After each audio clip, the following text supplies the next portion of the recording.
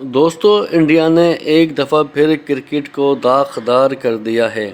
Indian cricketers میں کبھی بھی ہمت، نہ تو حوصلہ، نہ تو جرأت رہی ہے، نہ تو اتنا ٹیلنٹ رہا ہے کہ اپنے ہی ملک میں کوئی بھی سیریز ایمانداری کے ساتھ جیت سکیں۔ رویندرا جڈیجا، جو ایک اوسط درجے کے آف اسپن بالر ہیں، انہوں نے حالیہ جو آسٹریلیا کے خلاف سیریز ہو رہی ہے اس میں بال کے ساتھ چھیڑ چھاڑ کی، مطلب بال ٹیمپرنگ کرنے کا گھناؤنا کھیل کھیلا۔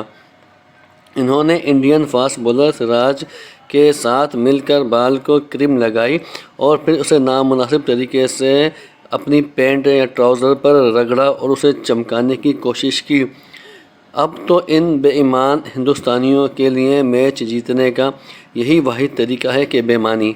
تمام دنیا کے کرکٹر جڈیجا کی اس حرکت پر غصے میں ہیں اور جڈیجا کی اس گندی کرکٹ پر آسٹریلین کرکٹر چیخ چیخ کر کہہ رہے ہیں کہ جڈیجا نے جو 5 وکٹیں لی ہیں میچ میں وہ 2 نمبر طریقے سے لیے ہیں۔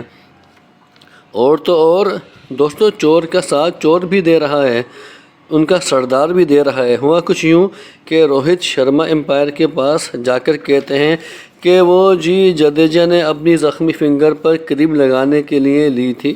مطلب آپ سب حیران ہوں گے کہ یہ تو لیول ہے ان بے ایمان دھوکے باز انڈین کرکٹرز کا۔